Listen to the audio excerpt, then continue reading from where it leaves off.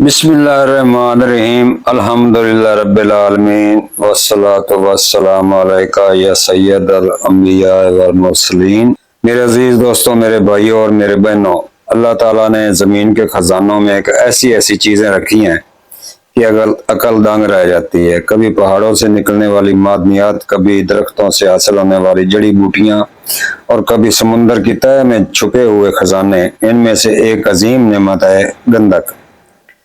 गंधक जिसे अरबी में कुबरियत कहा जाता है, ये एक अजीब और गरीब चीज़ है। जर्द रंग की ये मादनी चीज़ देखने में आम सी लगती है, मगर जब इसको हिकमत के असूलों के मुताबिक साफ और मुसफ़ा कर लिया जाए तो ये वही गंधक रहती है जो इत्बा ने सदियों से खबीसा अमराज के इलाज में इस्तेमाल की है।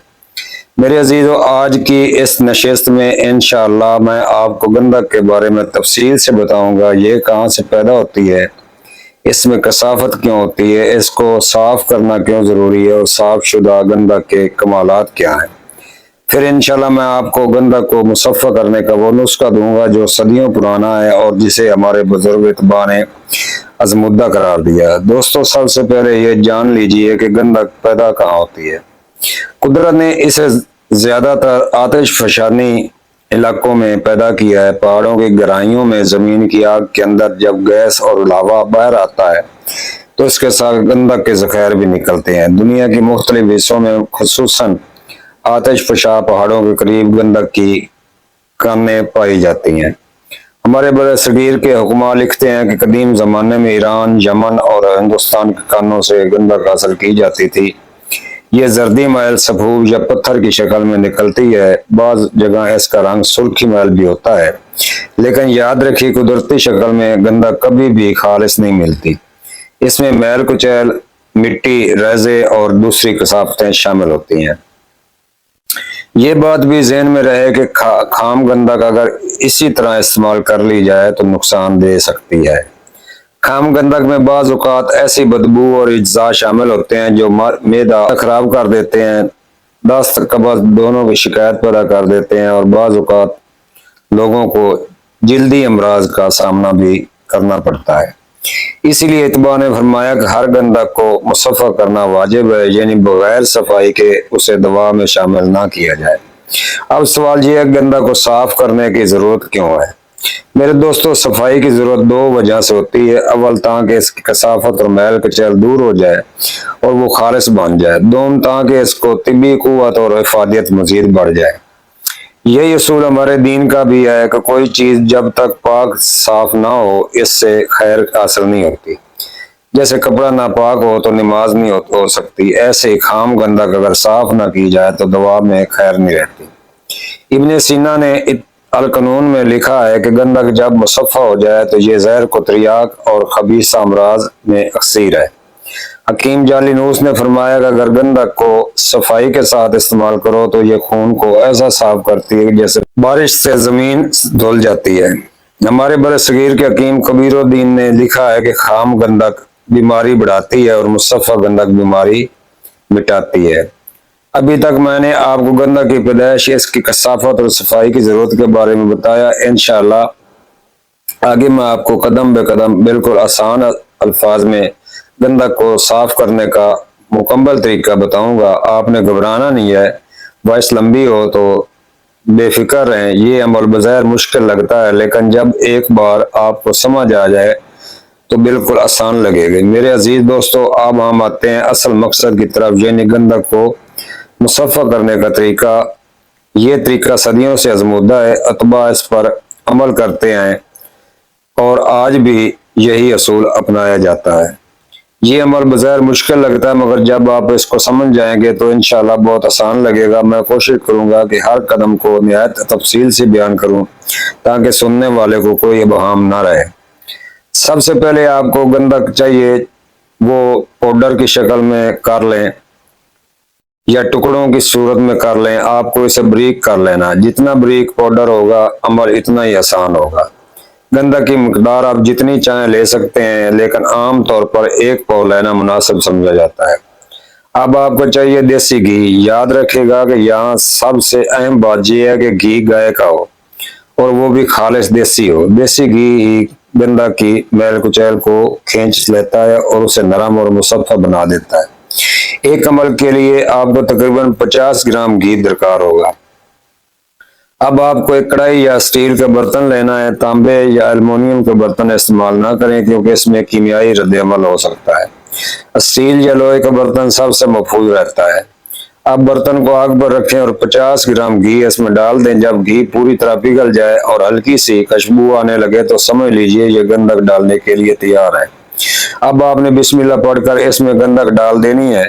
याद रखें जैसे गंधक घी में जाती है वो फौरन पिघल जाती है। इस वक्त आपने किसी भी किस्म की जल्दबाजी नहीं करनी, आराम से सुकून के साथ ये अमल करना है। जब गंधक घी में हाल अच्छी तरह पिघल जाए तो इसको गाय के दूध में डाल दीजिए। दूध ठंडा होना चाहिए, खौलता हुआ नहीं होना चाहिए। जैसे ही गंधक दूध में गिरती है वो सख्त हो जाती है। अब आपने इसको निकाल कर अलग कर लेना है। दूध भी गाय का ही होना चाहिए।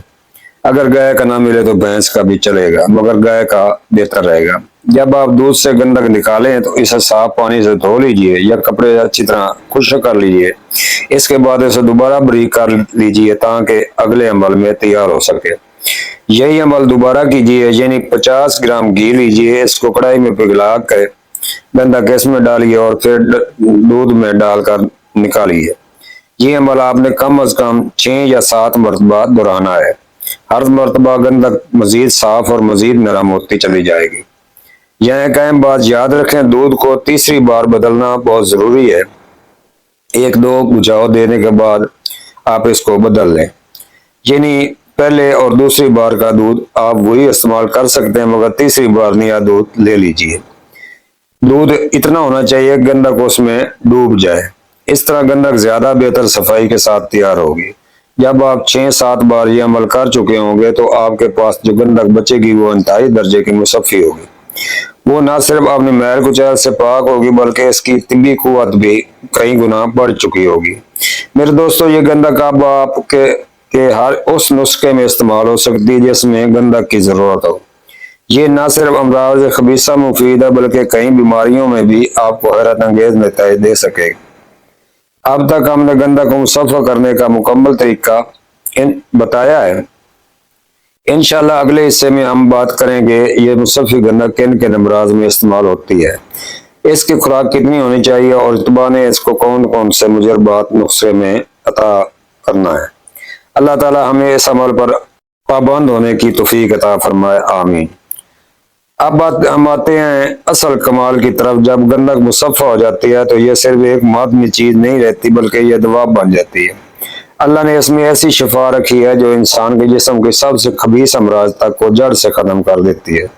यही वजह है कि सदियों से इत्बा ने मुसफ़्फ़ा गंधक को अक्सीर कहा है, यानी वो दवा जो ला इलाज बीमारियों को भी शिफाबत में बदल देती है।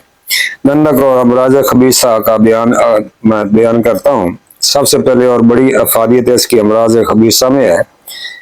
खबीसा अमराज का मतलब है वो बीमारियां जो जिद्दी हो, दरीना हो और आम दवा से खत्म ना होती हो, जैसे जजाम, सरतान, जजाम यानी कि कोड़, सरतान यानी कि कैंसर, सफलिस, पुराने जख्म और जिल्दी अमराज। इत्बा के तजर्बात में है कि मुसफ़्फ़ा गंधक इन अमराज को जड़ से खत्म करने की कुव्वत रखती है, खून की सफाई करती है। मेरे भाइयों, गंधक का सबसे बड़ा कमाल ये है कि ये खून को साफ करती है। इंसान के जिस्म की जड़ खून है। अगर खून खराब हो जाए तो पूरा जिस्म बीमार हो जाता है, चेहरे पर दाने निकल आते हैं, पीपदार फोड़े हो जाते हैं, जोड़ों में दर्द शुरू हो जाता है, आंखों में सुर्खी आ जाती है और दिल बेसुकून हो जाता है। मुसफ़्फ़ा गंधक खून को इस तरह साफ कर देती है जैसे बारिश जमीन को धो देती है। गंधक जल्द के अमराज में बहुत ज्यादा इस्तेमाल होती है। खारिश, दाद, चंबल, एक्जिमा, जहरीले दाने, इन सब में गंधक बहुत कमाल दिखाती है। यही वजह है कि पुराने इत्बा के नुस्खों में अक्सर मरहम या सफूब में गंधक जरूर शामिल की जाती है। जोड़ों साहब के अमराज के लिए बहुत आला चीज है। मुसफ़्फ़ा गंधक जोड़ों के दर्द और हिसाबी कमजोरी में भी बेमिसाल है। आज के दौर में लोग गंठिया और जोड़ों के दर्द से परेशान है। मुसफ़्फ़ा गंधक इनके लिए शफा है। ये हिसाब को ताकत देती है और पुराने सूजन को खत्म करती है। गंधक का एक और हैरत अंगेज कमाल ये है कि ये दफा जहर है। اگر کسی نے زہریلے جانور کاٹا ہو یا زہریلے اثر جسم میں پھیل رہا ہو تو گندک زہر کو جڑ سے ختم کرنے کی صلاحیت رکھتی ہے۔ یہی وجہ ہے قدیم زمانے میں گندک کو تریاک بھی کہا جائے۔ میرے دوستو، اتباع نے مصفہ گندک کو ضعف باء کے نسخوں میں بھی استعمال کیا ہے۔ یہ مادہ تولید کو صاف کرتی ہے، کمزور کو دور کرتی ہے اور قوت باء کو بڑھاتی ہے۔ یہ نزلہ، زکام اور پرانے قبض میں بھی فائدہ دیتی ہے۔ اب یہاں ایک ضروری بات سن لیجئے، مصفہ گندک کو زیادہ مقدار میں استعمال نہیں کرنا چاہیے۔ اس کی خوراک صرف ایک رتی ہے، یعنی کہ 4 چاول کے دانے کے برابر بھی لے سکتے ہیں، 8 دانے بھی چاول کے لے سکتے ہیں۔ ایک رتی سے زیادہ استعمال نہیں کرنی چاہیے، اس سے کم یہ استعمال کرنی چاہیے۔ مریض کے جسم کے مطابق استعمال کروائیں، 2 چاول، 4 چاول یا 8 چاول۔ اگر زیادہ کھا لی جائے تو جسم میں گرمی پیدا ہو سکتی ہے، اس لیے حکماء فرماتے ہیں کہ زیادہ خوراک میں گندک تریاک نہیں بلکہ سم قاتل ہے۔ جلدی امراض کے لیے مصفہ گندک 1 رتی مصفہ گندک کو شہد میں ملا کر دن میں 1 بار استعمال کیجیے۔ خون صاف کرنے کے لیے مصفہ گندک 1 رتی ارک کو ارک زبان کے ساتھ کھائیں۔ جوڑوں کے درد کے لیے مصفہ گندک 1 رتی سفوف سرنجہ کے ساتھ استعمال کریں۔ ضعف باء کے لیے مصفہ گندک 1 رتی شہد اور دودھ کے ساتھ استعمال کریں۔ یہ سب آزمودہ نسخے ہیں، ان میں کمال ہے۔ حکیم اجمل خان فرماتے تھے کہ اگر کوئی دوا کام نہ کرے تو گندک کے ساتھ آزماؤ، اللہ کے حکم سے ضرور فائدہ ہوگا۔ ابن سینا نے لکھا ہے کہ گندک ہر اس مرض میں مفید ہے جس کی جڑ خون کی خرابی کی وجہ سے پیدا ہوتی ہے۔ آج ہم نے یہ سیکھا کہ مصفہ گندک صرف ایک معدنی چیز نہیں بلکہ اللہ کی طرف سے ایک شفا ہے۔ یہ خون کو صاف کرتی ہے، جلدی امراض کو مٹاتی ہے، زہر کو دفع کرتی ہے اور امراض خبیثہ میں اکسیر کا درجہ رکھتی ہے۔ لیکن یاد رکھیں، اس کا استعمال ہمیشہ حکیم کے مشورے سے ہی کریں اور خوراک کی پابندی ضرور کریں۔ انشاءاللہ اگلے حصے میں ہم گندک کے تاریخی پس منظر، روحانی پہلو اور اتباع کے مزید تجربات کی تفصیل سے بات کریں گے۔ اللہ تعالی ہم سب کو اپنی نعمت کو صحیح شکر ادا کرنے کی توفیق عطا فرمائے، آمین۔ میرے عزیز دوستوں اور بھائیوں، آج ہم گندک کے ایک ایسے پہلو کو اجاگر کریں گے جو صرف طب اور دوا تک محدود نہیں بلکہ تاریخ اور روحانیت اور حکمت کے خزانے سے بھی جڑا ہوا ہے۔ یہ حقیقت ہے، گندک کو انسان نے نہ صرف علاج کے لیے استعمال کیا بلکہ تاریخ میں اسے ایک طاقتور عنصر کے طور پر بھی پہچانا ہے۔ قدیم تہذیبوں میں گندک، قدیم مصر کے لوگ گندک کو پاکیزگی اور شفا کا ذریعہ سمجھتے تھے۔ وہ اسے بدبو دور کرنے کے لیے، مردوں کے انوت کرنے کے لیے اور بیماریوں سے بچاؤ کے لیے استعمال کرتے تھے۔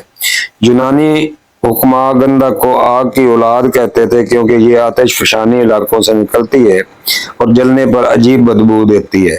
اس کے نزدیک یہ آگ کے عناصر کو جذب کر کے جسم سے زہریلے اثرات کو دور کرتی ہے۔ چینی اتباع نے گندک کو روح کو طاقت دینے والا کہا ہے اور اسے دائمی بیماریوں میں استعمال کیا ہے۔ اسلامی دور کے اتباع اور گندک اسلام کے دور کے بڑے حکماء نے بھی گندک کو خاص مقام دیا ہے۔ ابن سینا نے کہا ہے گندک مصفہ ہو جائے تو وہ دل و دماغ کے لیے تریاک ہے۔ جالینوس نے کہا ہے گندک کو صاف کر لیا جائے تو ایسے ہو جاتی ہے جیسے بارش زمین کو دھو دیتی ہے۔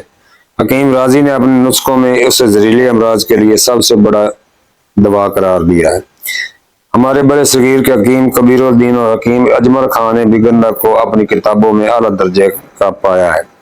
میرے بھائیوں، گندک کو صرف جسمانی علاج کے لیے نہیں بلکہ روحانی طور پر بھی اہم سمجھا جاتا ہے۔ بعض بزرگوں کا کہنا ہے کہ گندک بدن کے خبیث مادوں کو صاف کرتی ہے اور روح سے بھی خبیث اثرات کو دور کرتی ہے، اسی لیے اسے صفائی، پاکیزگی اور حفاظت کے لیے علامت مانا جاتا ہے۔ پرانے زمانے میں جب گھروں میں تعفن پھیلتا تو گندک کو جلایا جاتا تاکہ ہوا پاک ہو جائے۔ یہی وجہ ہے کہ آج بھی کئی لوگ جراثیم کش کے طور پر گندک کا دھواں کرتے ہیں۔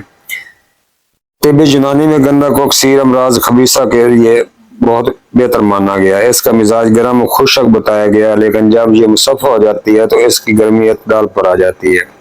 یونانی کتب میں لکھا گیا ہے گندک اگر مصفہ ہو جائے تو زہر کے لیے بہت ہی اعلیٰ چیز ہے اور جسم کی رگوں میں جمی سیاہی کو دھو ڈالتی ہے۔ ایک حکیم نے لکھا ہے کہ اگر کوئی بیماری دوا سے نہ ٹھیک ہو تو گندک ساتھ ملا کر دیکھو، ضرور پیدا ہوگا۔ اور ایک حکیم نے کہا کہ مصفہ گندک کا 1 رتی خون کے 100 میل راہوں صاف کر دیتی ہے۔ ہندوستان کے بزرگ حکیم نبی بخش فرماتے تھے، اگر تم چاہتے ہو کہ دوا اثر کرے تو گندک کو مصفحہ کر کے استعمال کرو، ورنہ محنت ضائع جائے گی۔ میرے دوستو، غور کریں تو گندک کی یہ صفت کہ وہ میل کچیل صاف کرتی ہے ہمیں یہ سبق دیتی ہے کہ جس طرح جسم کو صاف رکھتی ہے کے لیے ہم مصفحہ گندک استعمال کرتے ہیں، ایسے ہی دل کو بھی صاف رکھنا چاہیے۔